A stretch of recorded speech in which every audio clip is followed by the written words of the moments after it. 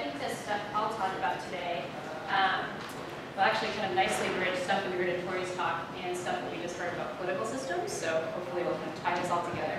Because I'm going to be talking about whether there is in fact a uniquely human motivation for a shared reality.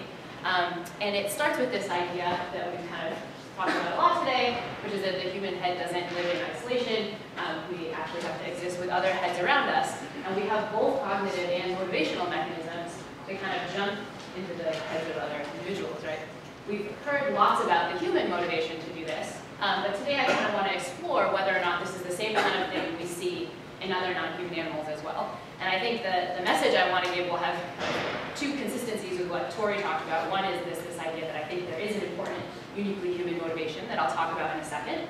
The second is that I think that uniquely human motivation isn't always a good thing. In lots of ways it's a very, very bad thing in ways that I'll talk about. But I want to kind of adjust what Tori said a bit, because I think there are mechanisms in non-human species to achieve things like shared reality, but they're limited with respect to what we see in humans. And so that's what I'm going to talk about today. And in particular, I'm going to argue that there's kind of one mechanism that we use to jump into the heads of others that seems to be evolutionarily old and motivated in the same way that we see in humans, but we see in other animals. And then there's one that if we're really concerned with the human unique features, we might want to focus in on that's a little bit different.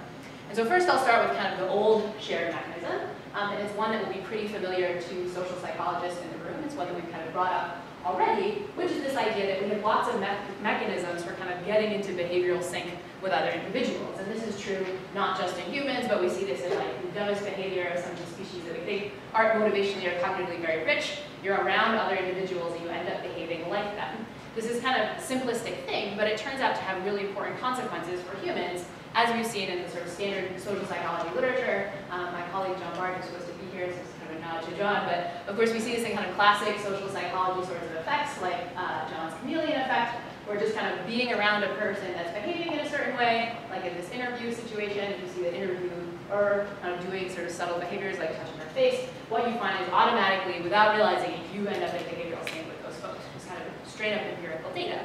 But the neat thing is that this behavioral contagion, kind of getting into behavioral sync with others, ends up having an important consequence for this shared reality, which is that from the behavior, sometimes you, without realizing it, end up in emotional sync with others as well. And we know this in part because our emotions kind of come with associated behaviors. When we're kind of sad, we make sad expressions like this. And when we're kind of happy, like happy stock traders, we make expressions like this. Our emotions lead to our behaviors.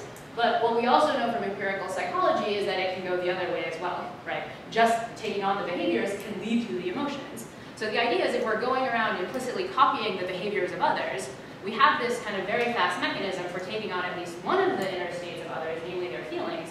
We kind of jump into other people's feelings without even realizing it, just by copying their behavior. And it turns out that we've learned a lot about how these processes work. One is, that's interesting, is that they tend to be automatic, right? We can't help ourselves with doing this. The other is that, I call it here glitchy, but I think this is the motivational aspect of it. We're not doing this to everybody. It's not just an accident of information processing. We're tracking who the person is, so we jump into other people's feeling states more when they're a more important person, when they're in our in-group, and so on, right? So it has these features of motivational salience. But in addition, what I'm going to argue is that this particular process for jumping into other heads is actually pretty old. Everything that we know suggests that other animals do this a lot. And so I'll just give a couple examples here, most of them coming from our closest living relative, the chimpanzee. Turns out, if you look, chimpanzees have lots of mechanisms for jumping into the behavior of others. One of them is a kind of famous case, this idea of jumping into the behavior of others' yawning, which might be associated with the feeling of being tired and so on. This is something that we see a lot in humans. In fact, merely by putting this up here, I'm going to start thinking that you guys think my talk is bad because you're all going to be yawning. But this is something that you can also see in chimpanzees.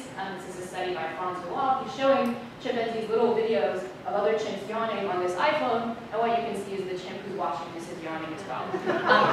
Couple features about this. Interestingly, you only get this for chimpanzee in-group members. You see less of this effect for out-group members, just kind of having the same motivational salience as you might expect, perhaps suggesting that relatively similar mechanisms are controlling this. But it's not just in the domain of contagious yawning that you see other primates kind of showing these contagion effects. You also see this in the domain of contagious laughing. Now I have the misconception that you think my talk's really funny. But it turns out that chimpanzees have contagious yawning too. For folks that don't know, chimpanzees have a laugh expression. It kind of looks like this. It goes, ah. Here's just like a little video of chimps laughing. You kind of hear it a little bit, they're like, it's a little strange.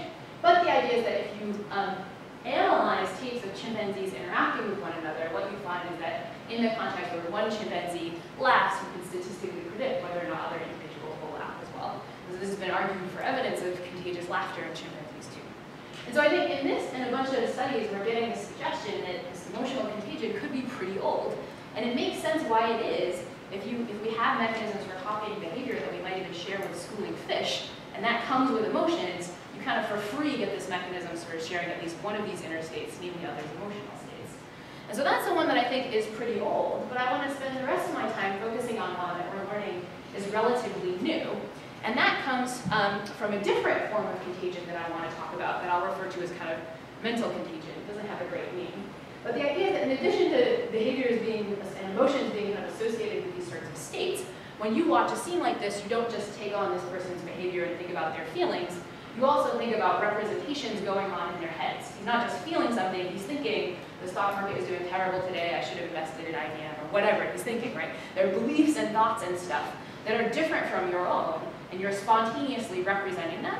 And what I'll argue today is that you're spontaneously kind of jumping into them in ways that you don't realize as well. And this is the phenomenon of kind of mental contagion. I take this sort of saying as believing as one piece of evidence for this. But you can see this in other kinds of, perhaps even simpler contexts as well. And one of my favorite examples of this is a phenomenon that the cognitive psychologist Ian Apperly and his colleagues have referred to as ultracentric interference. And to give you a sense of how this works, I'll sort of put you in the study. So here's how the study is going to go. I'm going to flash a bunch of red dots on the screen, and your task is to yell out the number of red dots on the screen. There'll be other stuff on the screen as well, just ignore that. Your task is to yell out the number of red dots. Okay, ready? Everybody's awake? 1, 3, 2, 4, 3, 2. Okay, so I'm getting hints of the phenomena we're interested in, right? Your task is to yell out the red dots. Question is, why is like the weird guy there? Well, the weird guy is, of course, what I'm really testing. In fact, what we're testing is whether or not you're faster and more accurate to yell out to, in this case, where the weird guy has the same representation as you, as in this case where he doesn't. And if I was monitoring your RTs and maybe even some of the errors that some of you guys made, I'd probably have seen the phenomena that Apperly and colleagues see, which is that you are faster and more accurate to say the number 2, in this case where this guy sees the same thing as you, than you are in that case. So you're subtly not just kind of representing the number that this guy sees, it's affecting how quickly you report your own access to reality, right? So when shared reality is kind of objectively not there, somehow our brain is sort of having a tough time reporting on what we ourselves believe to be true about the number. But there's also been some recent evidence of something perhaps even more profound than sort of being affected by what others see. And these are cases where we seem to be affected by what others believe. In other words, in cases where we think someone has a false belief, that affects our own belief about the situation.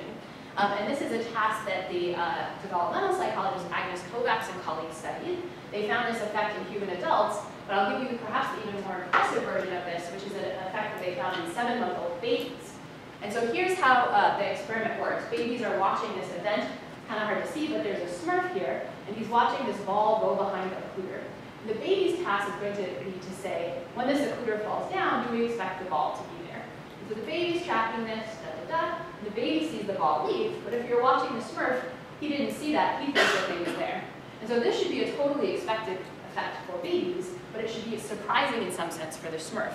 And what Kovacs and colleagues find is that babies, based on their looking behavior, seem to kind of show surprise on behalf of the Smurf. In other words, they watch that event for longer, as though they would if they themselves believed the object was there and it disappeared. And so it suggests that even at, this is a 7-month-old baby, so even at 7 months of age, babies are kind of tracking the content of other people's perceptions that is different from their own, and they're kind of showing an effect on behalf of other folks. You can do the same kind of thing with reaction time in adult humans. If I was telling you to press the button when the ball was back there, you'd be slower and less accurate if that person had a different belief. So all this stuff is pretty crazy. There's evidence suggesting it's automatic. You still do it if I tell you not to do it. There's evidence, there's some hints of evidence that it might be glitchy, and then some of the Apperly effects, there's hints that you do this less for outgroup members.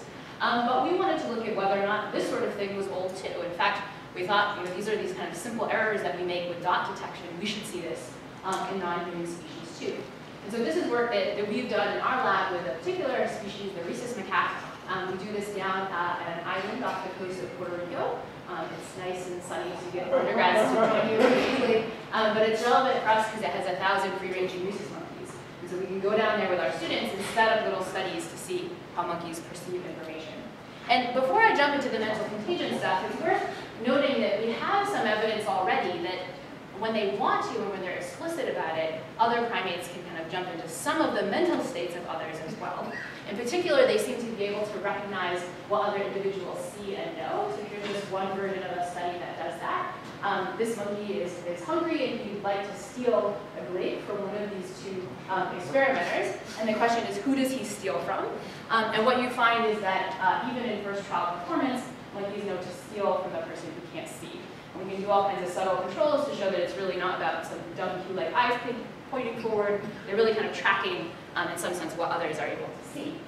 There's also evidence that other species, particularly rhesus macaques, can track what other individuals know, in the sense that they make correct predictions about how a person will act based on what she's seen in the past, right? And these are techniques that we use that mirror some of the studies that are done in developmental psychology. We're going to track how long you look at violations of these events.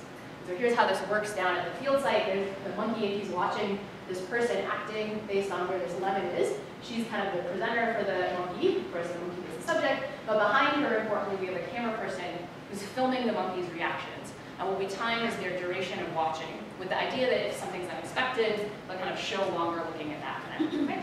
And so here are the events, and we're filming the monkey's expression. So here are the events that monkeys see in this case. They see April, in this case, watching this lemon, and they see her see it go into the white box.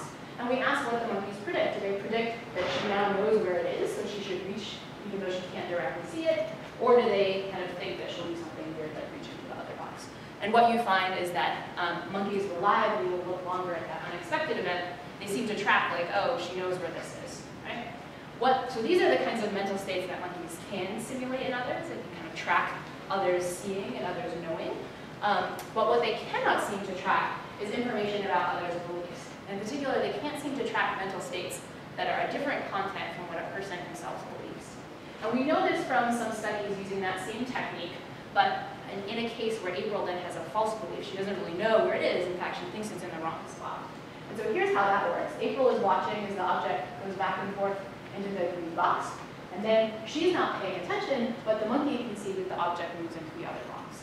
And so then the question is, what does the monkey predict? And so when we first ran this study, we expected one of two patterns of performance. Either the monkeys would expect this, because that's where she falsely believes it to be, and be surprised at this one. We said, well, maybe the monkeys can't get out of their own head. Maybe they believe it's in the white box now, so maybe this will they'll find this expected and be surprised at this one. And what we found, which was interesting, is that the monkeys show no difference in very short looking to both of these two events. It's as though they think, well, based on what she saw, she doesn't know where it is. They realize she's ignorant, but they're not making a correct prediction about where she's going to look. So it's kind of like they have no representation of what she should do. So monkeys get seeing and perceptions. They're worse at beliefs. But we wanted to see whether or not they would be better at these kind of pieces of representing others' beliefs. That was really just about contagion, right? You're not making any predictions. It's kind of like you get it for free. We also thought monkeys might be able to do this because, like, 7-month-old babies can do this. So we thought, like, this should be a very easy conceptual thing or a motivational thing to do. And so when I say we here, I don't mean the royal we. This is the work that I did with Allie Martin, who's now a postdoc at Harvard. And here's what we presented monkeys with. It was basically our version of that Smurf study, except Allie is the Smurf in this case. She's watching this object move back and forth on this stage. And at the end of every event, this box on the right is going to open up, it's going to fall over, and it's going to be empty. And so the question is, did the monkey think it was going to be empty, or were they surprised that it's empty? And does Alia think that the box is going to be empty? We can kind of do a 2x2 to see if the monkeys are affected by Alia's beliefs. And so here's just the different kind of conditions. One should be boring for the monkeys and Alia. They both see it go into the left box, and then it falls and nothing's there. So this is a case where both the agent, Alia, and the monkey have a true belief, so that should be super boring. Here's one that should be super surprising for both. Both Alia and the monkey see it go into that one, and then it falls and there's nothing there, so that's kind of a false belief for both of them. And then we get to the kind of two interesting conditions. Here's one where Alia sees it go in there, but the monkey gets privileged access to the fact that it's gone. So like Alia should think this is weird, but the monkey's like, that should be what it is. And then just because we did the full counterbalance, there's one where Alia sees it go, so she should think it's empty, but the monkey gets privileged access to the fact that it's gone back. So basically the question is, does Alia's representation mess up the monkeys. And so here's what we find. We see this nice effect that the monkeys are tracking where the apple is, because they show longer looking in the case where they have a false belief. So when they thought it was there and it's gone, then they're sort of showing longer looking, but they're not tracking any information about Alia's beliefs. If I were to put up the data from that baby study, there'd be this big interaction where what the person thought is messing up the babies, and we just don't see that with the monkeys.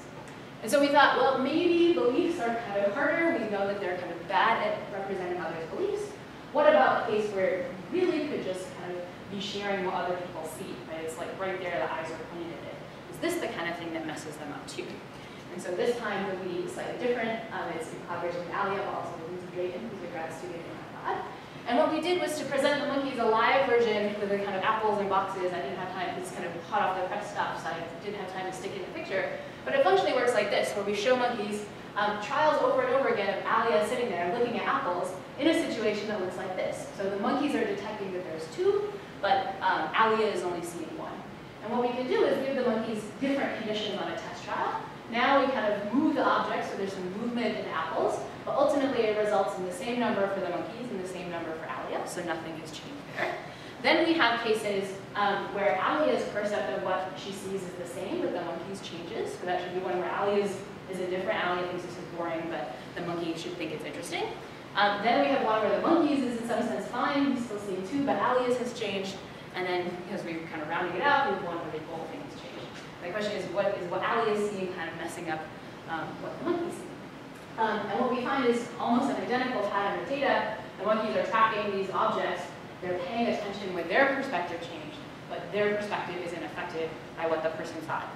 Exactly what we don't see in adult humans, even on this very automatic task.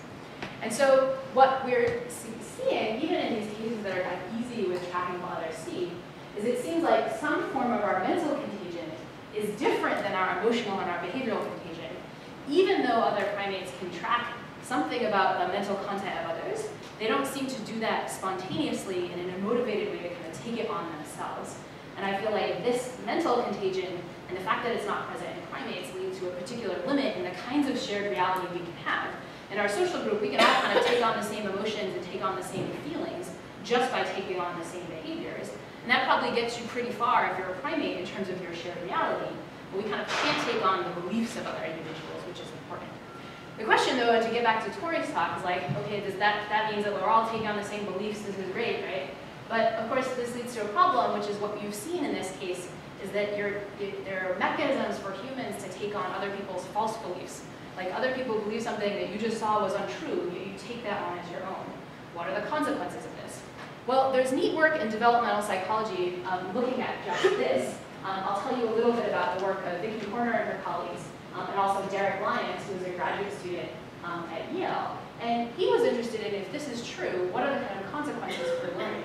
And so here was a task that was presented to 4-year-old children and to chimpanzees. This is this box, and there's a toy hidden in the box. You have to open it, right? And you as adult humans are probably about as physically savvy on this box as the 4-year-olds.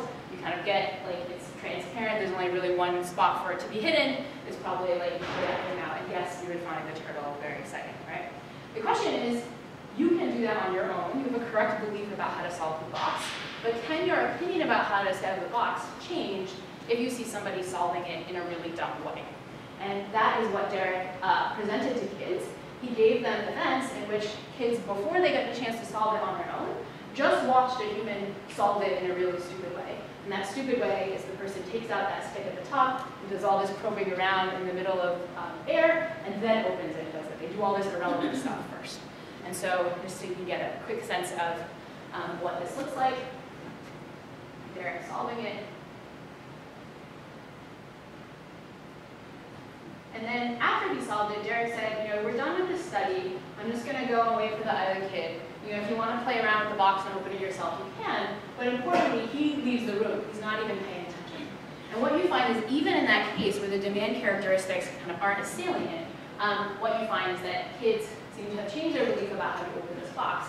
They kind of painstakingly copy all of the irrelevant things, including sticking this thing into air, even when they don't need to. And what Derek finds is that if you interview kids afterwards about the causal properties of this box, 4-year-old kids who have correct causal notions about how you open it will change them.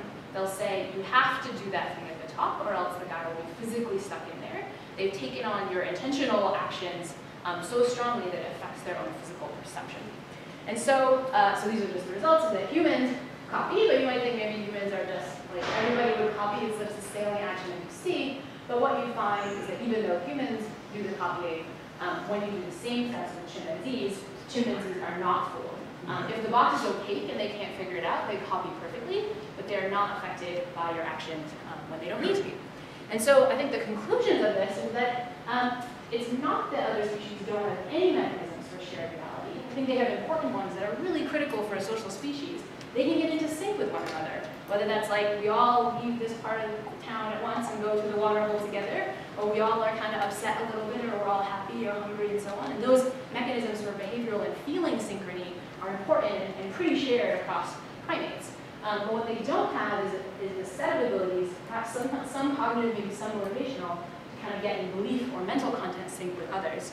And I think that importantly limits the way that they learn culturally, and perhaps importantly limits the way that they can kind of learn from their own dumb strategies. It might limit innovation in funny ways that we don't realize. With that, I will stop and thank all the students.